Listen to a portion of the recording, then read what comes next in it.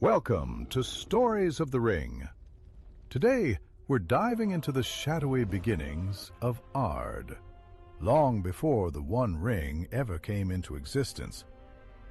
This is a tale of rebellion, betrayal, and the origins of evil itself.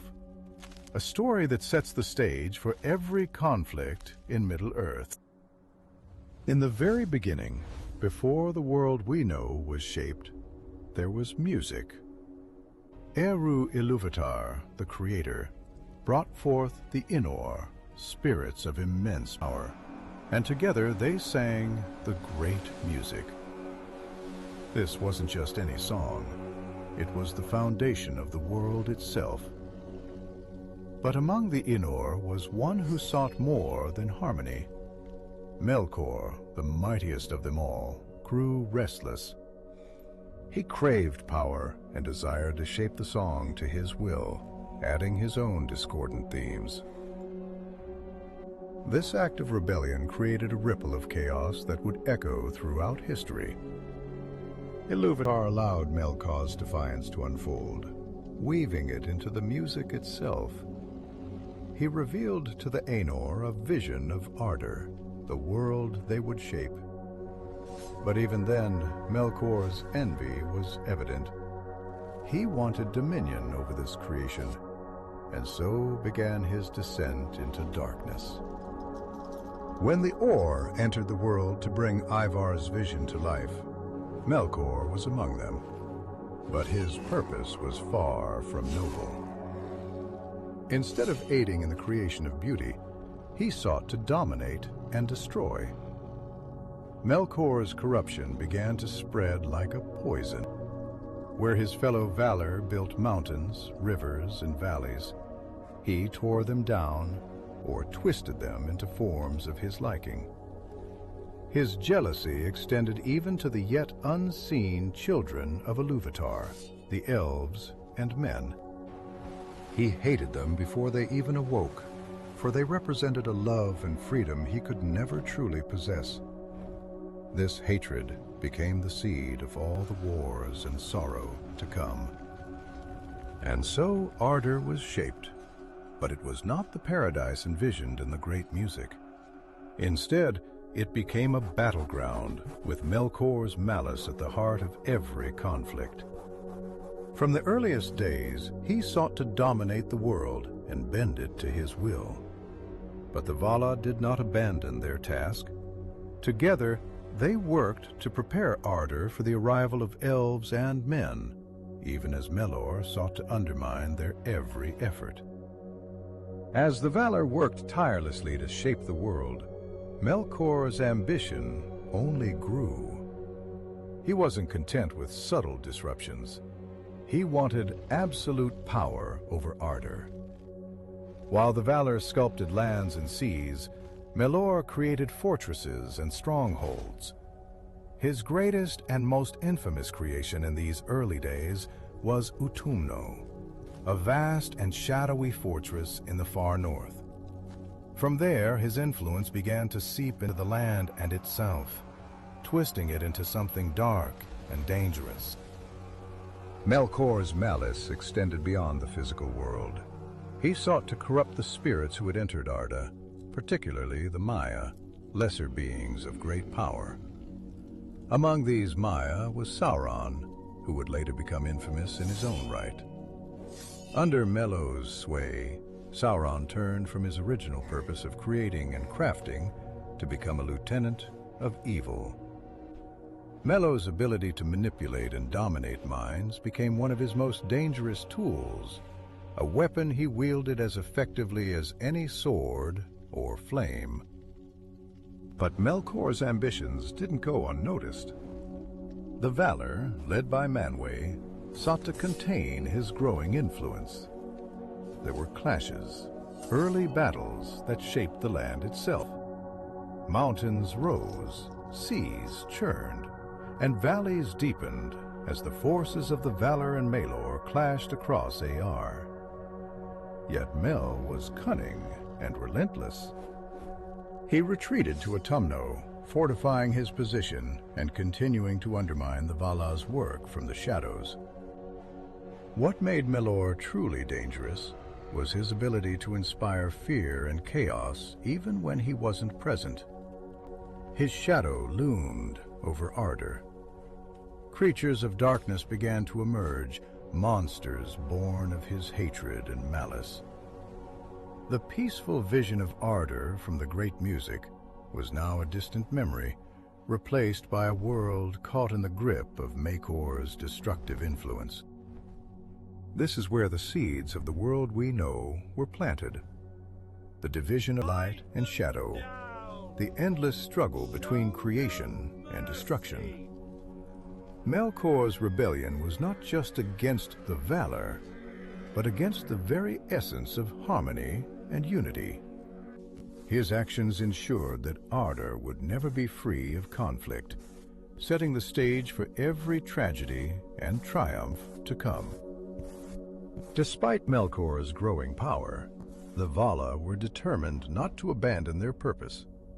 They knew that Ard was meant to be a home for the children of Iluvatar, elves and men who had yet to awaken. This knowledge drove them to push back against Melkor's corruption. They sought to create a world of light and beauty, and to do so, they needed to confront the darkness spreading from Utumno. After long deliberation, the Valar united in a great assault on Melkor's fortress. This marked one of the first major battles in Ard's history, a conflict so fierce that it reshaped the very land itself. The Valar's power was immense, and for a time it seemed that their combined might would be enough to overcome Melkor. They broke into Utumno, and after a grueling struggle, they captured Melkor and brought him in chains to Valinor, the Undying Land. The Valar imprisoned Melkor for 3 ages, a period of peace and renewal for Ardor. During this time, the Valar continued to prepare the world for the arrival of the El. They illuminated the land with 2 great lamps, Uin and Orol, which cast light across all of Ardor. Under this light, the first seeds of life began to flourish, and the Valar believed that their task was finally nearing completion. But even in captivity, Melkor's shadow lingered. His influence could not be entirely erased, and his imprisonment was not permanent. Over the ages, the Valar debated his fate. Some believed he could be redeemed, while others, like Tulis, remained deeply mistrustful of him. Eventually, the Valar allowed Melkor to plead his case, and in a fateful decision, they released him. Melkor feigned humility, professing a desire to aid in the restoration of Ardor, but his true intentions were far more sinister. Once free, Melkor began to sow discord among the Elves, who had by then awakened and settled in Valinor. He whispered lies into their ears, fueling jealousy and division among the Elves. He took a particular interest in the Endor, a proud and ambitious group led by Fëanor. It was here that Melkor's cunning truly revealed itself.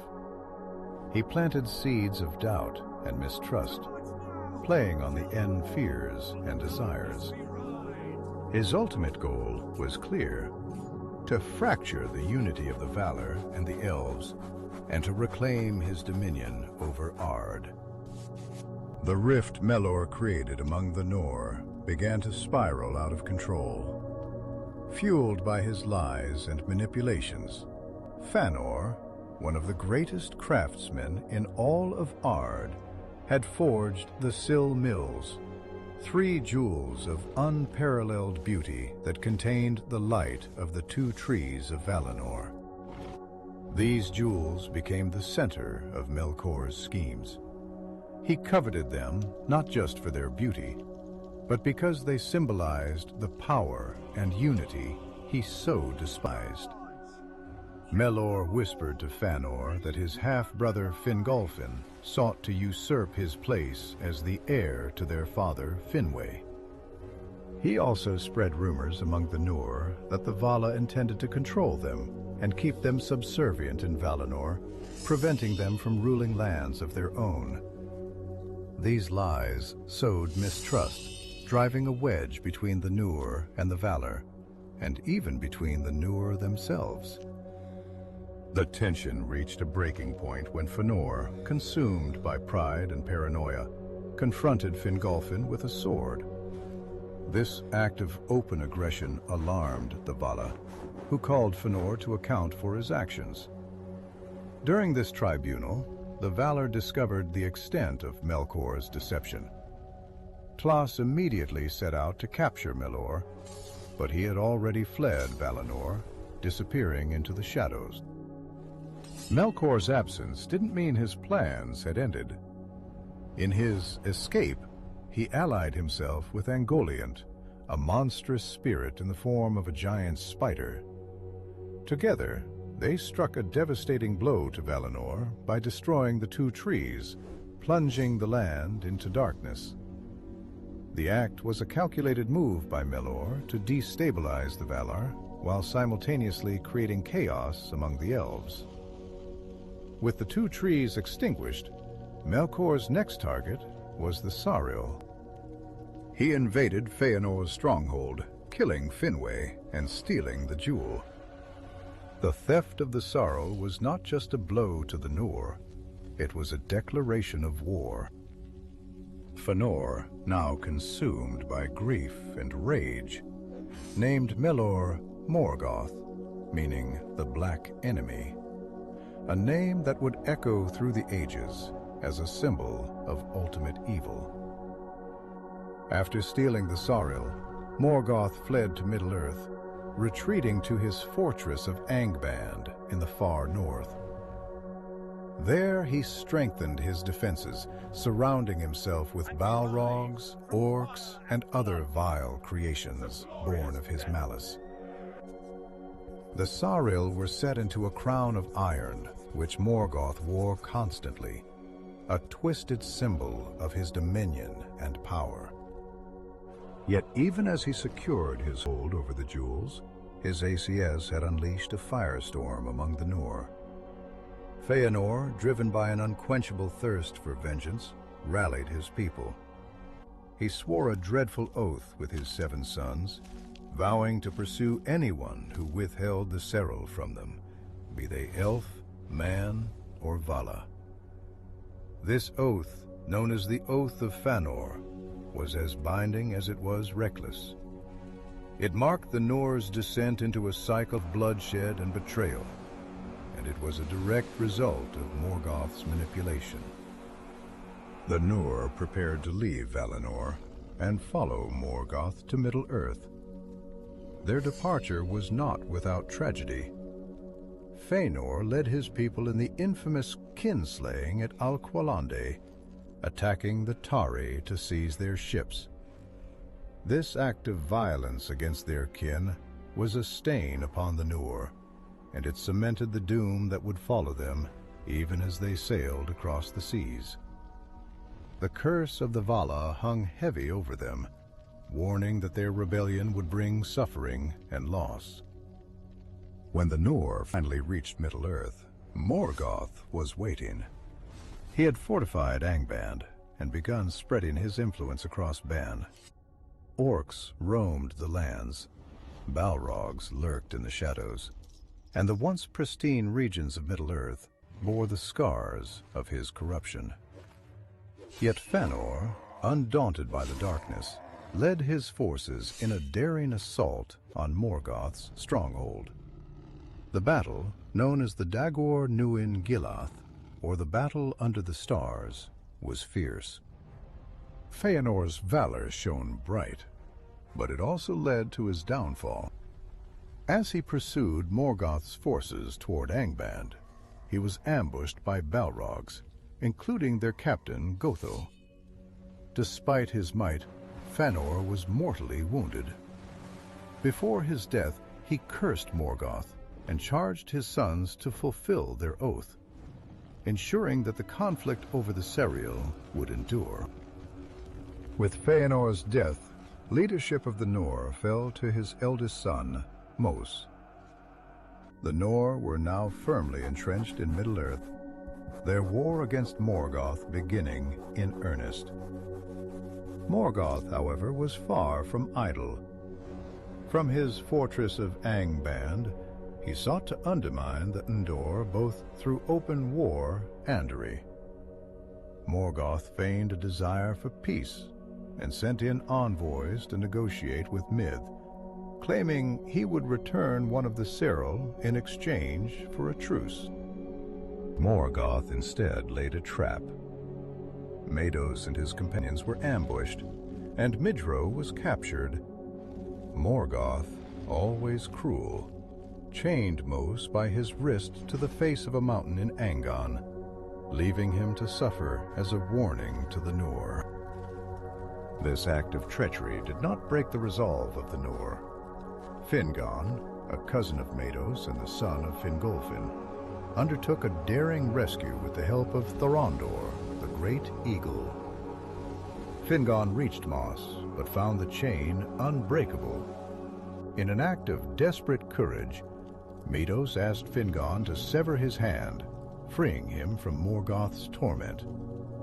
This act of bravery and sacrifice renewed the bond between the houses of Fëanor and Fingolfin, though the shadow of their oath still loomed. During this time, Morgoth's influence continued to spread across Beroran. He fortified Angband, surrounding it with the 3 volcanic peaks of Thangorodrim, and sent his forces to attack the Elves already settled in the land. These early battles were brutal, but the Noor, with their superior strength and knowledge gained in Valinor, were able to repel Morgoth's initial assaults. However, Morgoth's power was far from spent. He began creating new horrors to bolster his armies, including Glong, the first dragon. Though still young and untested, Gel's appearance heralded the kind of monstrous creations Morgoth was capable of. The Valar's initial light of hope in Middle-earth began to dim as Morgoth's presence corrupted the land and the lives of those who inhabited it. For a time, the Nor believed they had contained Morgoth. Their combined strength surrounded Angband, forming what came to be known as the Siege of Angband. For hundreds of years, the forces of Morgoth remained trapped behind the iron gates of his fortress. Yet even under siege, Morgoth's mind was ever working, devising new ways to break his enemies and regain control of Middle-earth. After years of apparent calm, Morgoth unleashed a devastating counterstrike. He sent Glon, now grown and immensely powerful, to lead an army of orcs and balrogs in a surprise assault. This attack shattered the siege of Angband, as fire and destruction swept across the plains of Ardgalin, reducing them to a desolate wasteland, henceforth known as Aneth the Gasping Dust. Morgoth's forces drove deep into the lands of the Nor, and the fragile unity of the Elves and their allies began to fracture under the weight of his onslaught. Amid this chaos, Fingolfin, High King of the Nor, took a desperate stand. Overwhelmed by grief and anger at the devastation Morgoth had wrought, Fingolfin rode alone to the gates of Angband and issued a challenge to Morgoth himself. The Dark Lord, though reluctant to face such a mighty foe directly, accepted the challenge. What followed was one of the most legendary duels in the history of Middle-earth. Clad in black armor, Morgoth emerged from Angband, his towering form a shadow of terror against the sky. Fingal, radiant and unyielding, stood like a star defying the night. The two clashed in a ferocious battle that echoed across the land. Fingolfin struck Morgoth 7 times, wounding the Dark Lord in a way no other had. But the might of Morgoth was too great, and he eventually overpowered the Elven king. As Morgoth crushed him beneath his foot, Folin delivered one final blow, injuring Morgoth's heel with his sword, Ringil. Though Morgoth emerged victorious, the duel left him permanently scarred, both in body and pride. He walked with a limp from that day forward, a reminder of the courage and defiance of Fingoin. The loss of their king was a devastating blow to the Noldor, but the memory of his sacrifice became a beacon of hope and resistance for those who still fought against Morgoth's tyranny. In the years following Fingolfin's death, Morgoth's grip on Ban tightened. The lands once guarded by the Noor and their allies began to fall, one by one. Morgoth's forces spread terror across the north, and his dominion over the region grew nearly absolute. Yet resistance continued. Among those who defied Morgoth were the sons of Fëanor, still bound by their oath to reclaim the Silmarils, and Fingolfin's surviving kin, who rallied what remained of their people. Morgoth's malice reached its peak with the unleashing of Glong in full power. No longer a fledgling dragon, Glong led Morgoth's armies in a campaign of fire and destruction. Villages were razed, and even mighty fortresses were no match for the dragon's strength and cunning. Yet his influence extended beyond sheer destruction. Glong's gaze and words were laced with deceit and manipulation, sowing despair and confusion among Morgoth's enemies. He became a symbol of Morgoth's relentless cruelty. It was during this dark time that Morgoth's plans to weaken the alliances of his enemies bore bitter fruit. The men of Ban, many of whom had allied themselves with the Elves, were divided by Morgoth's lies and temptation. Some, like the House of Hador, remained steadfast, while others betrayed their allies, lured by promises of power or driven by fear. This betrayal further splintered the resistance against Morgoth, making the Elves and their dwindling allies more vulnerable. The climax of this period came with the Nirth Aro Edad, the Battle of Unnumbered Tears. Morgoth orchestrated a massive assault, unleashing his full might against the armies of elves, men, and dwarves. Though the alliance had planned a strategic counterattack, Morgoth's forces overwhelmed them. Balrogs, orcs, and dragons tore through their ranks, and treachery within the alliance shattered their cohesion. Fingon, High King of the Noor after Folin, was slain by Gothmog, the Lord of Balrog. The battle ended in devastating defeat, leaving the forces of good scattered and broken. Following the battle, Morgoth's dominance was nearly complete. He claimed vast stretches of land and enslaved countless beings, twisting their will to serve his dark purposes. The free peoples of Middle-earth were forced into hiding, their hopes of victory growing dim.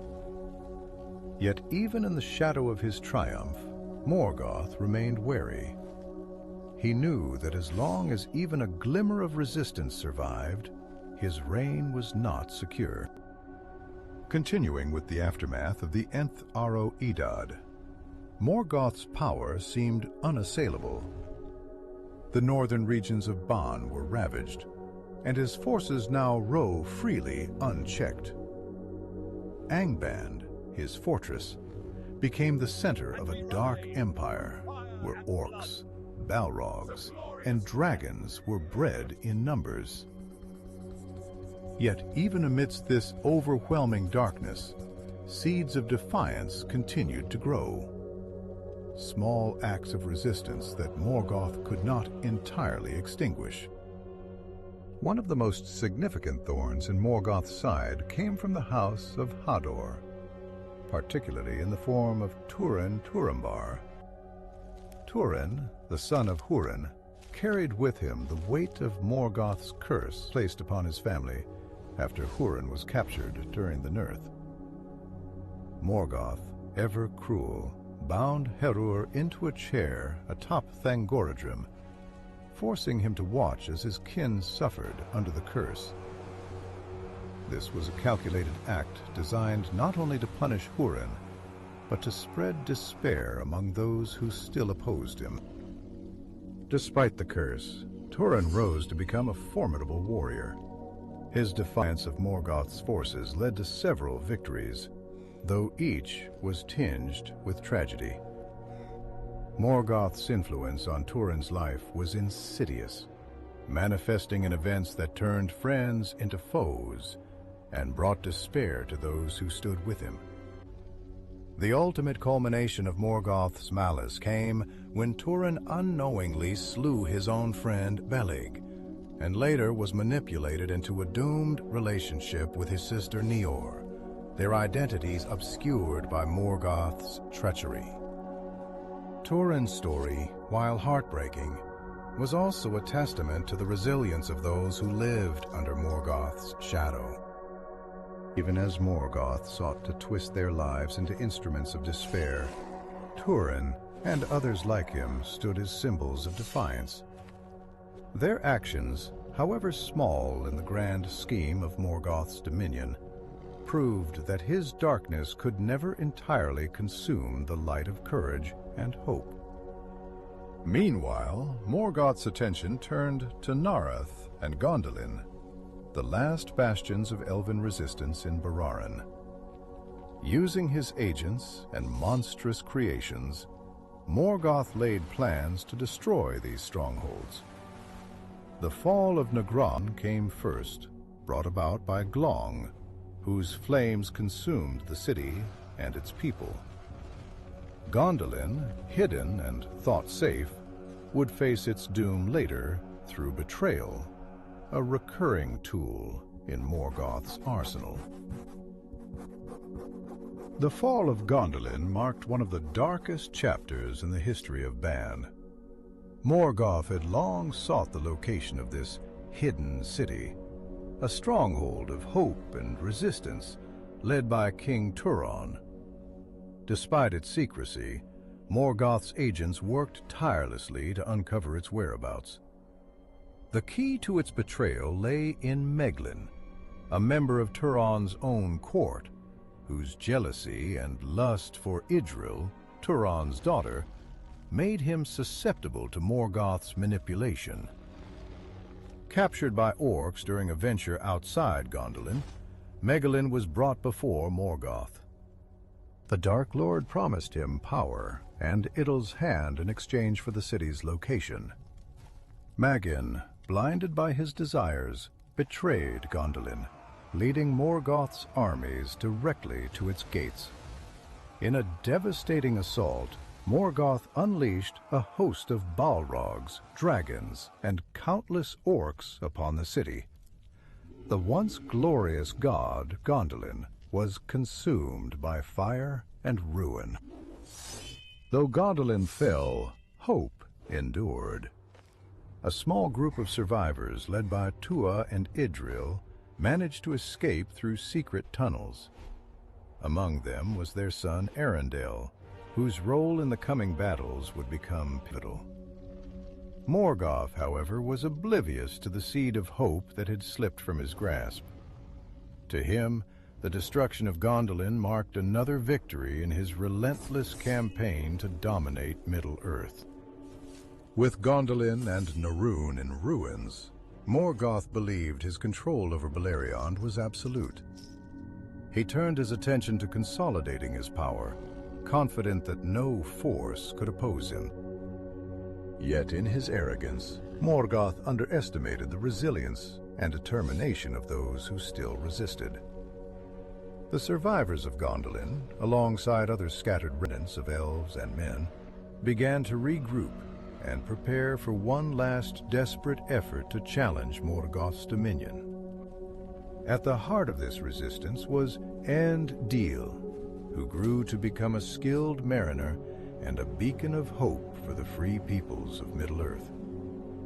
Determined to seek aid beyond the reach of Morgoth's shadow, Arundel embarked on a perilous journey to the Undying Lands, carrying with him the Silmaril recovered by his parents' kin, Beren and Lúthien. His voyage would spark the final chapter of the war against Morgoth, setting the stage for a confrontation unlike any the world had seen. Egil's journey to the Undying Lands was an act of unparalleled bravery. As the first mortal to cross the seas to Valinor, he bore the Serral on his brow, a beacon of hope in the darkness. His plea to the Valar was simple, yet monumental: to intervene and save the free peoples of Middle-earth from Morgoth's tyranny. The Valar, moved by his courage and the plight of Middle-earth, heeded his call and prepared to launch the greatest assault ever witnessed in Arda. This marked the beginning of the War of Wrath, the final confrontation between the forces of the Valar and Morgoth.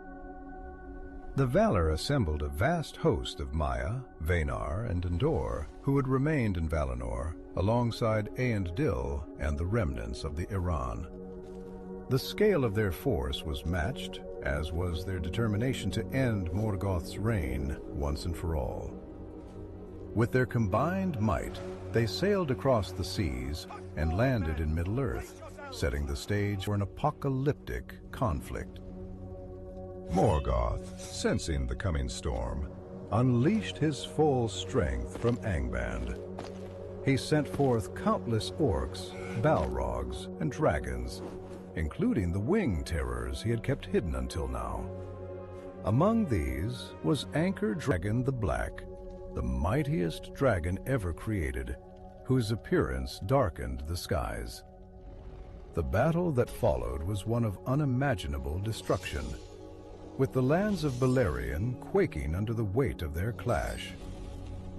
Eärendil, aboard his ship Vingalot, and accompanied by the great eagles led by Thorondor, engaged Morgoth's dragons in the skies in a legendary aerial battle. Eärendil confronted Ancalagon, slaying the monstrous dragon after a long and grueling fight. Ancalagon's fall shattered the peaks of Thangorodrim, signaling the beginning of Morgoth's end. The victory in the skies emboldened the Valar's host, who pressed their assault on Angband. As the forces of the Valar stormed Angband, Morgoth's power began to crumble. His armies were obliterated, and his once imposing fortress was reduced to ruin. Morgoth himself, hiding in the deepest pits of Angband, was dragged from his stronghold. Stripped of his crown, which had held the remaining Silmaril, he was cast down and bound once more with the chain Angor. The Vala sentenced him to an eternal exile beyond the doors of night, banishing him to the void. With Morgoth defeated and cast into the void, the War of Wrath came to a close. The cost of victory, however, was immense.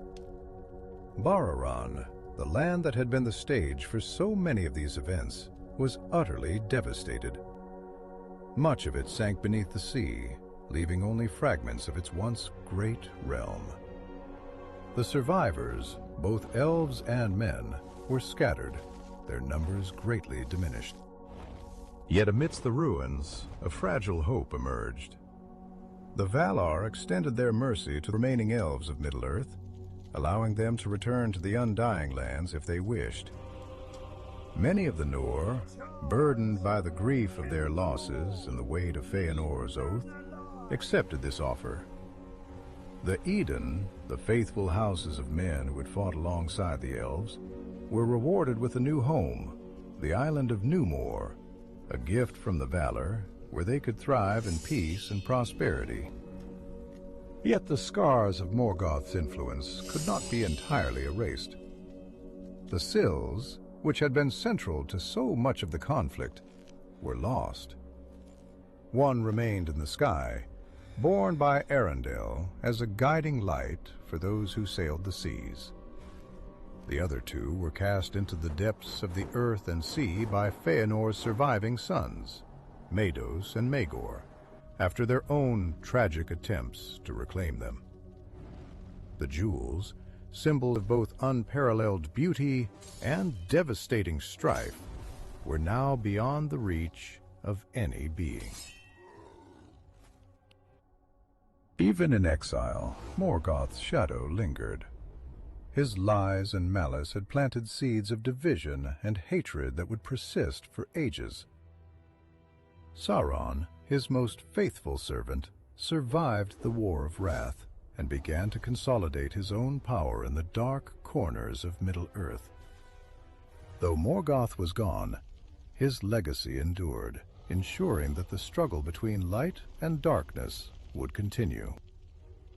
And so, this chapter in the history of Ardor closed not with triumph, but with the bittersweet knowledge that evil, though defeated, could never be entirely destroyed.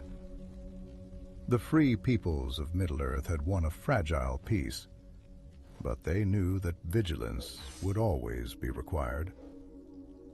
As the ages turned, the stories of Morgoth, the Serral, and the War of Wrath would echo across time, reminders of the cost of both pride and defiance, and the enduring hope of those who dared to resist. If you enjoyed this deep dive into the epic tale of Morgoth and the War of Wrath, don't forget to give this video a thumbs up and share it with your fellow Tolkien fan. Your support helps Stories of the Rings bring more of Middle-earth's incredible lore to life. What part of this story resonated with you the most? Was it the defiance of Fingolfin, the tragedy of Fëanor, or the ultimate fall of Morgoth? Let us know in the comments below. We'd love to hear your thoughts. And if you're not already, hit that subscribe button and ring the bell so you don't miss our next adventure into Tolkien's world, whether it's unraveling the mystery of the Serral or exploring the rise of Sauron. We've got so much more to uncover together.